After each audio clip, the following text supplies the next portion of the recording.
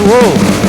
You can see them riding on the pavement. Young kids, they're growing up in basements. Online, a whole new generation. I'ma make mine, so you better go take it.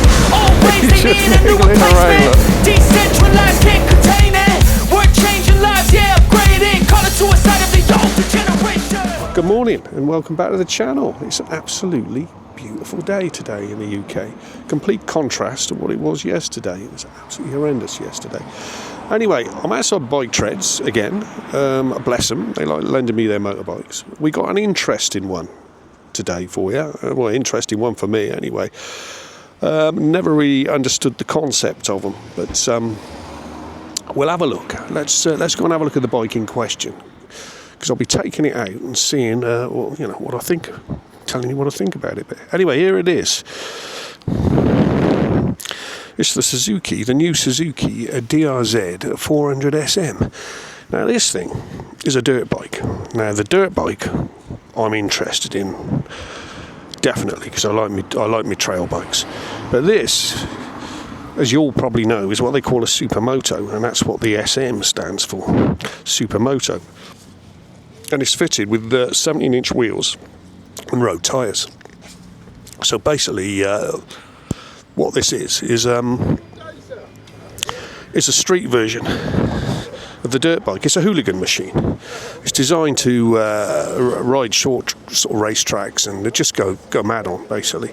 American concept. We'll get into that a little bit later. I'll tell you about the history of it all. But here it is. Here's the bike. So what we do, we get on it and we get going. And I'll have a little chat about what they're all about. But it looks mad, doesn't it? Absolutely mad. Right. Catch you later. Okay, so here we go then. So a quick look at the it's not a TFT, it's LED. So a quick look at that. We've got fuel, speed, there's no rev counter, miles per gallon, your generic Suzuki mode buttons, so easy to use. We're in B, we're in traction control 1 now. What I'll do, I'll go into road mode A, so it let's put it into what they call sport mode. So sport mode, B would be road mode, and C would be rain. So we're in A, we're on traction control 1.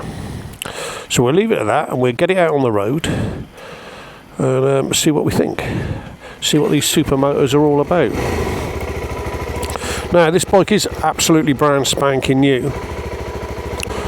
There we go, look, we got 0.9 miles on this, so it's brand spanking new tyres, so we're going to have to be very careful with it. So let's go and see what this new Suzuki 400 is all about.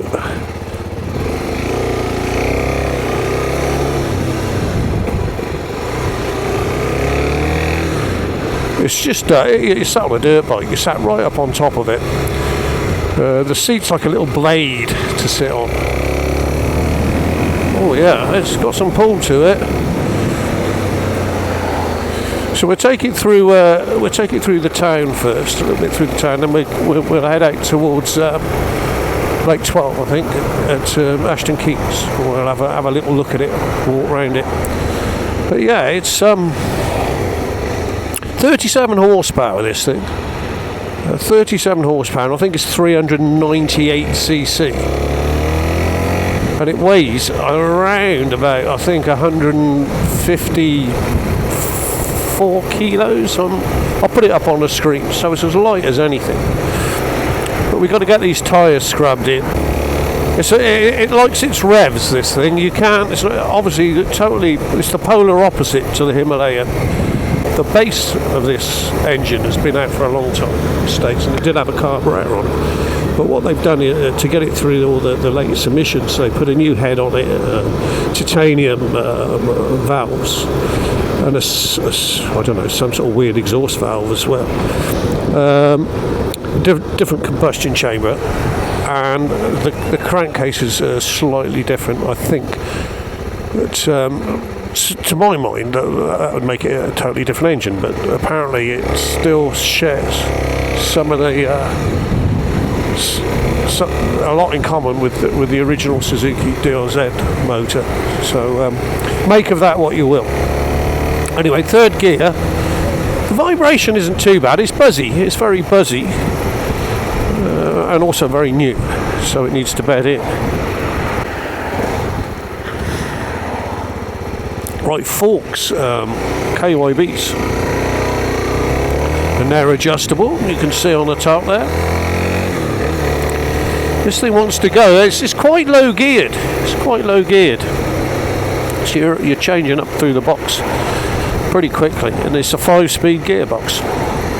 It is fitted with a slipper clutch though, but I think the gearbox is harks back to the earlier DRZs. They haven't bothered changing that.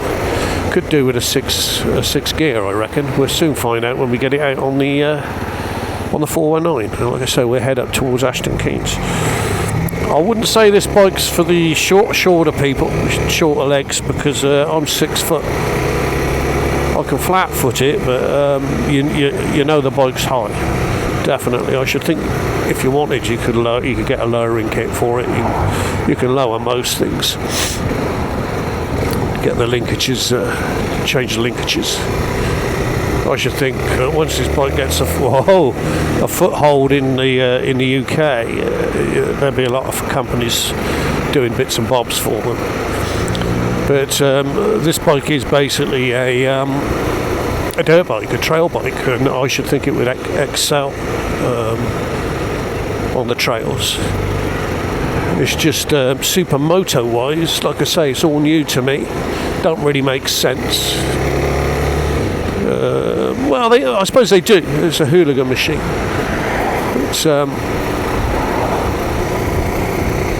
It's for going mad around the towns, isn't it? Right, let's see what it's like overtaking. Right, the vibes are coming through now. 68 mile an hour, 69 mile an hour. Yes. Needs another gear.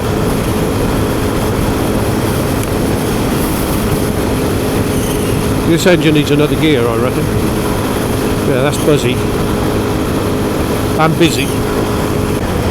Yes, right, going back to Supermoto. What a Supermoto is all about, if you don't know. Most of you will know. It was a race series invented in the States, basically, or introduced in America, and it was back in about 1979. And it was a mixture of road and light dirt tracks on off-road motorcycles fitted with road tyres and road wheels.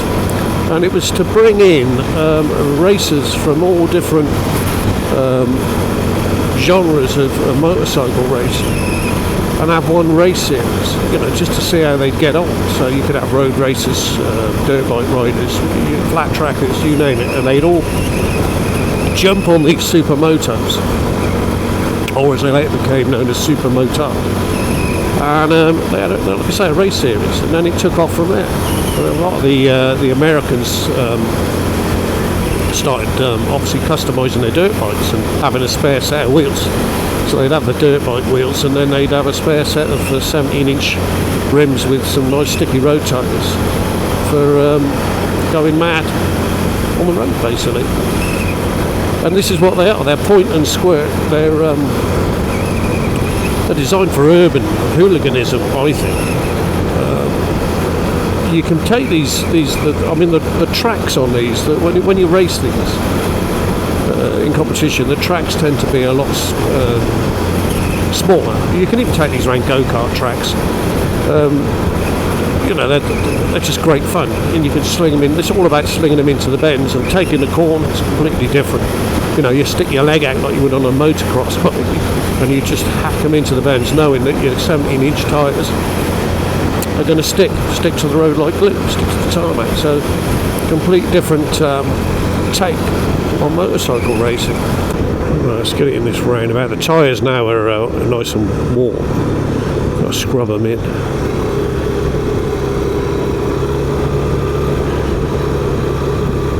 See, it's all about going round these roundabouts on these things. Leaning them right in. I don't know about putting my leg out like that though. I don't think I'll be doing that. I can only imagine if the bike did lose grip and you went down, you'd be doing the splits. And doing the splits, and this combined with a 63-year-old bloke like me, it's not going to be a good thing, is it? I ain't going to come off well. So I'll stick to my normal riding style, I guess. I'm going to go down here. You just wiggle it around, look. It's brilliant. Right, it's a little bit damp around down here. A little bit damp, the roads down here, so...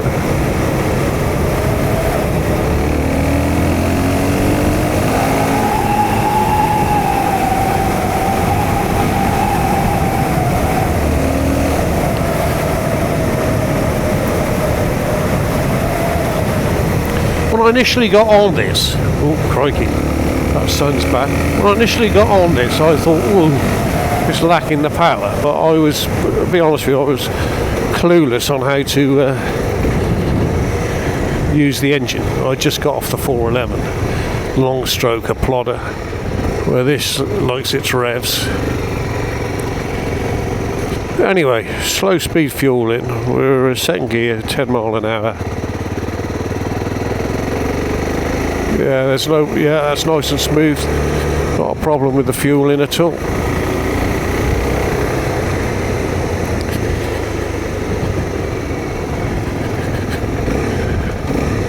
Rent me, you know, rent an aeroplane if you want. Again, 8 mile an hour. Just off the throttle stop. Will it pull? No, it's not too happy with your hand off the throttle. It's not too happy just ticking along. A lot of bikes will tick along, but the Vosges and the Enfields will tick along in, with your hand off the throttle in first. This doesn't really want to do that.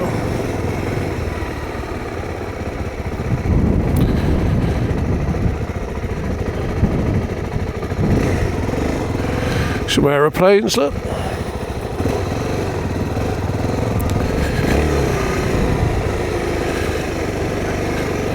Now what they would normally do with this Supermoto, you'd have a course set out somewhere like this on an airstrip with cones and chicanes and what have you. And you could just flick the damn things around and wheelie them to your heart's content. Well, I've got to behave myself here.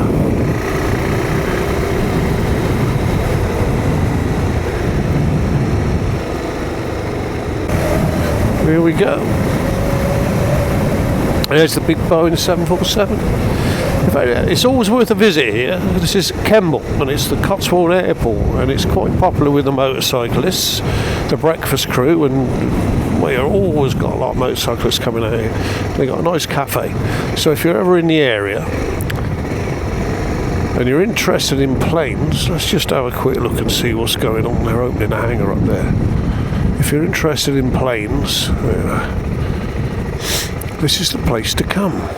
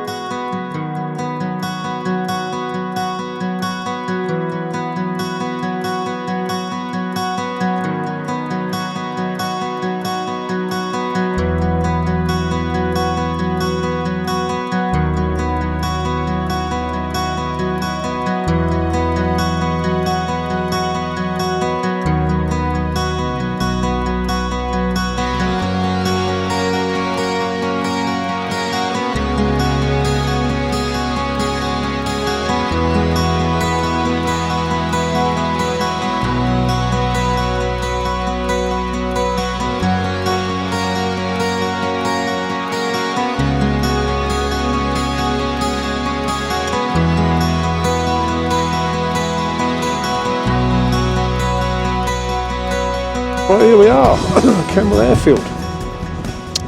We've got the old 747 over there, parked over there. There's a tower just behind it.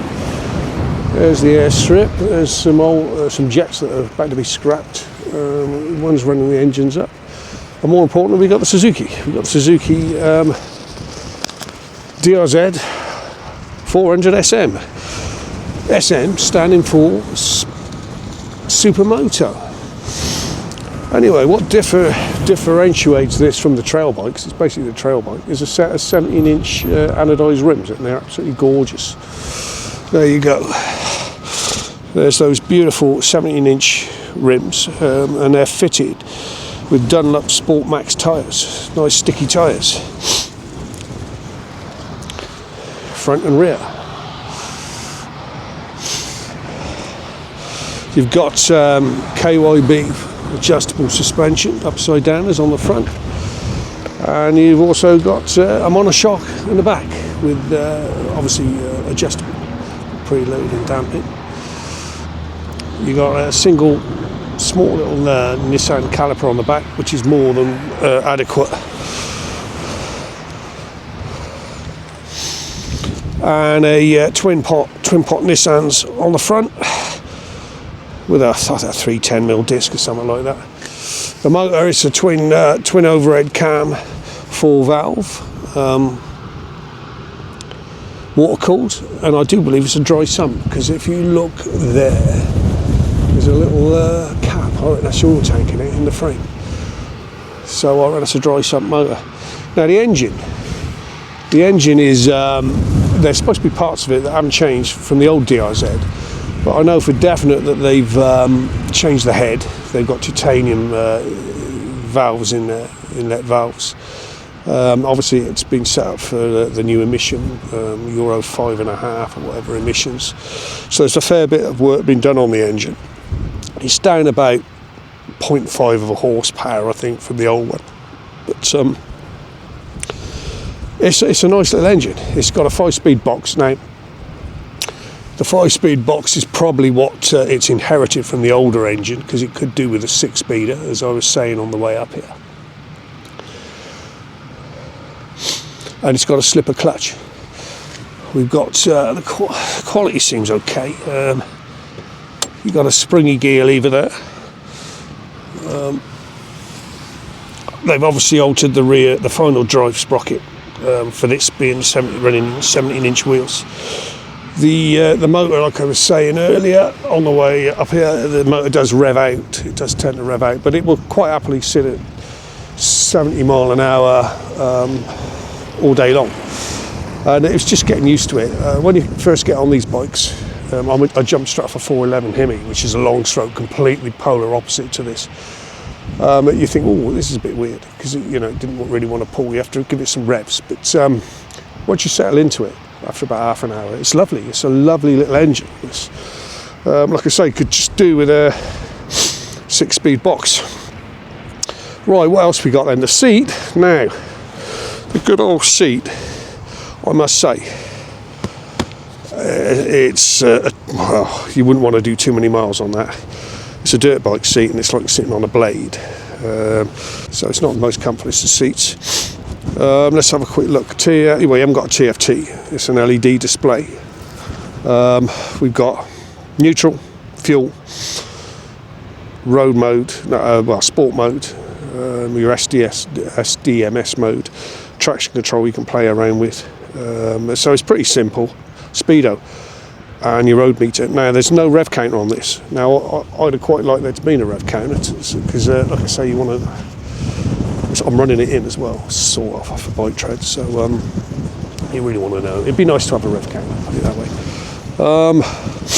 Right hand controls, hazards, one touch starter, which is generic Suzuki now. Most modern Suzukis have got that. And then obviously your brilliant Suzuki mode selection, so simple that. Up and down, scroll, and then just select your mode. So I'll go look SDMS A. I can go down to B, which is road mode, or back up to A, and then you just obviously press. So that's just simple stuff. The brake levers aren't span adjustable, which is a shame because this bike is £7,999 on the road, so it's not a cheap motorcycle. So whether Suzuki's actually priced it right, I don't know. There's a lot of other stuff out there, as we all know. Alley swing arm, steel frame. There's your shock adjuster there, look. We'll fire it up.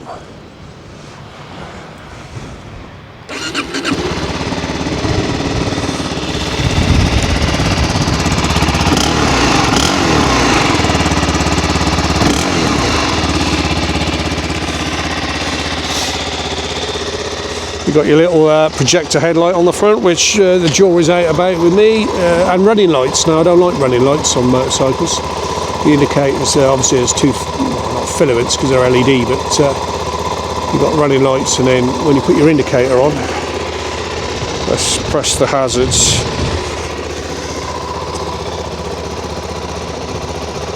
It's slightly brighter than it's supposed to be.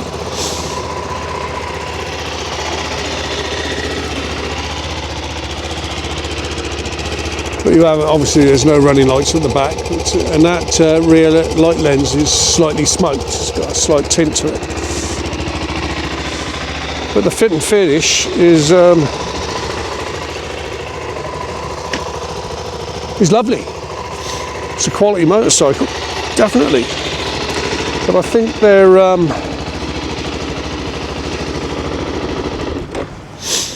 think Suzuki's going to have its its work cut out for it to pitch this against a lot of the other stuff that's a lot cheaper. But we'll see what happens. But it is a nice quality motorcycle and lovely to ride. So what we'll do, I touched on the history of supermotos. There's probably a lot more to it, but I've never really been into them. I did have a KTM 690 Duke, which was the LC4 engine, and that was really light. This weighs 154 kilos, by the way, so it's as light as anything, but it has got a seat height of about 930 mil, so it's a high motorcycle. But it'd be interesting to have a go on the trail bike, and I think I'd absolutely love that, because like I say, this thing will sit at 70 all day, and I should think the trail bike would excel on the dirt. So this is just sort of road specific, isn't it, at the moment? You wouldn't want to take this down a trail with those tyres on. Just get my gloves on, switch on, let's get the hell out of here. It's really wet. That's the thing with airports and airfields, they get windy, and it's been a pain in the ass trying to film. So right, we're up and running. We're in sport mode, first gear. Let's hightail it out of here. It's so light, this thing, it's like a little 125. Got to keep my speed down because there's a speed limit around here. But yeah, that was Campbell anyway. Campbell Air Strip, or Cotswold Airport as it's called.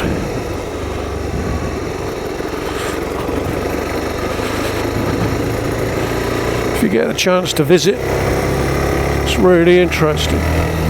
Of course, over there they've got the breakers yard for these decommissioned airliners that have reached the end of their usable life, so they can fly them in. But once they've landed, they'll never leave, because it's something to do with the airstrip.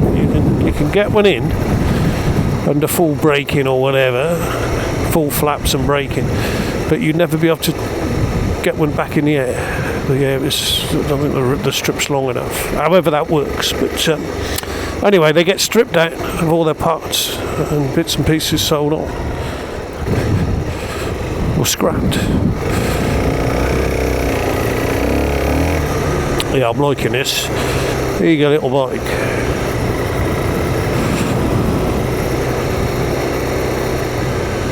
I'm 6 foot. Let's just have a little look. I'll show you what I look like in the window, so you can get some idea.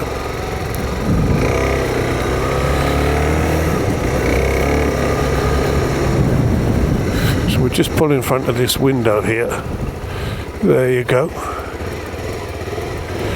And there it is, there's the bike, look. And that's with me sat on it. 6 foot. I don't look too big for it. Yeah, it's quite a nice looking bike, isn't it? I tell you what. God, if I had a warehouse or a unit, I'd fill it up with motorcycles. I love them.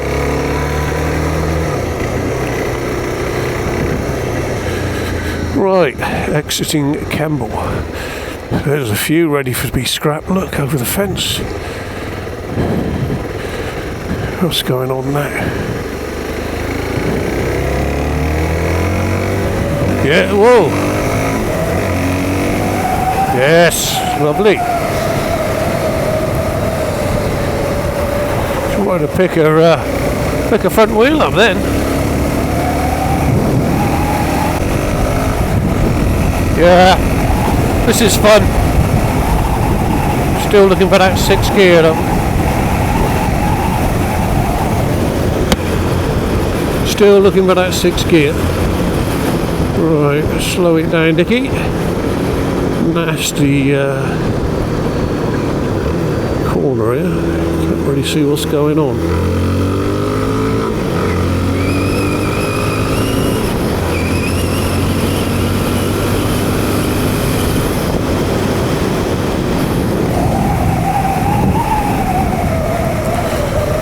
Way up, Mr. BMW. Slow it down, thank you. Anyway, it's been the last few months for me. It's been pretty rough. When I say rough, I mean pretty horrendous.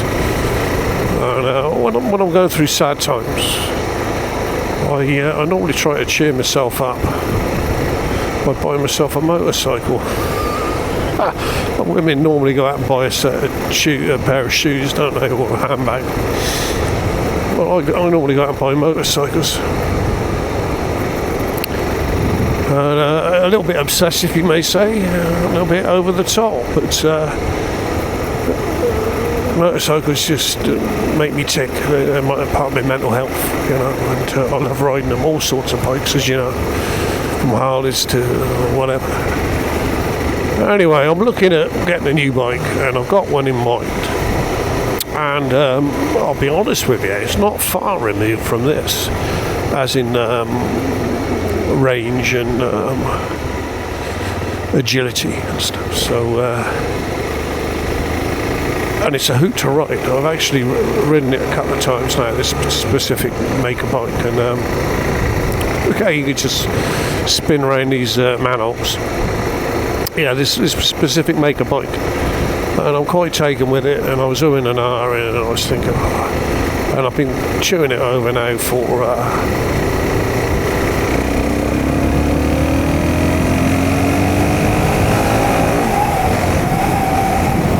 a few months, and I reckon I'm going to pull the trigger on it. I only get one.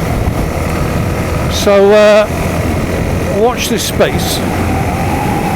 Because there will be a new motorcycle winging its way towards Sticky Mid. Hopefully. So I'll let you all try and guess what it may be. Like I say, it's very similar lines to this. Not that practical. Some people may say very impractical. But nevertheless, an absolute hoot to ride. An absolute blast to ride. So we'll see.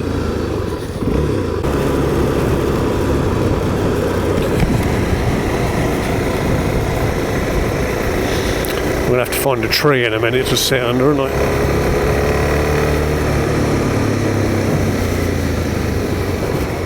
Or a bus stop to sit. Oh.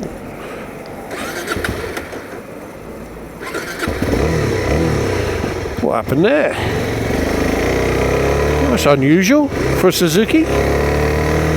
Just cut out.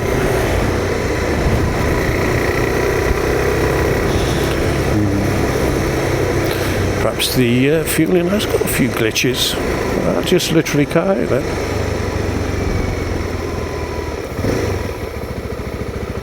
Right, which way are we going? We're going to go this, we're going straight on.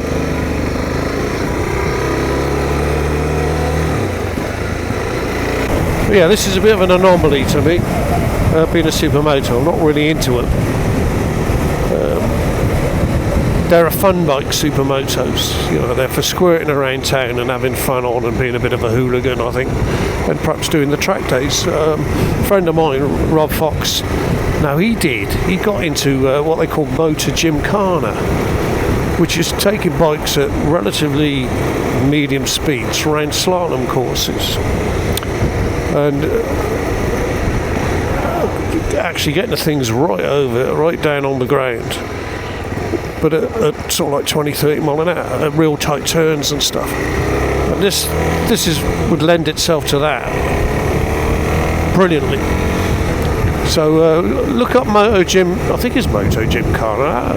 Google that, see what that's all about. And then obviously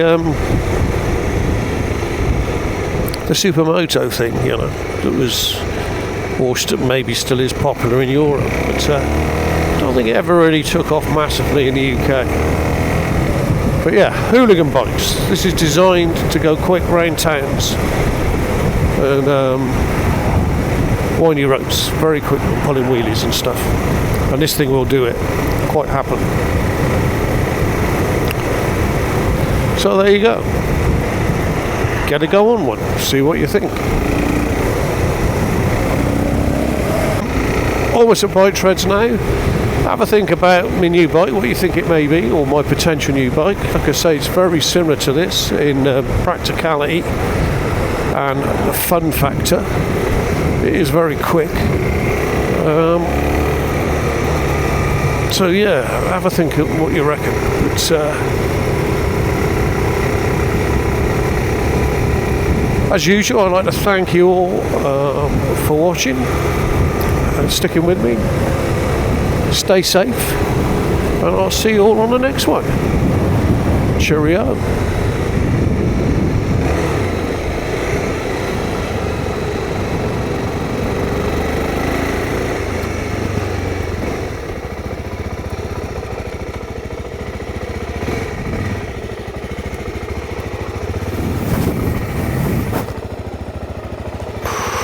I do believe Lord Collins sat in here somewhere, because I can see his van.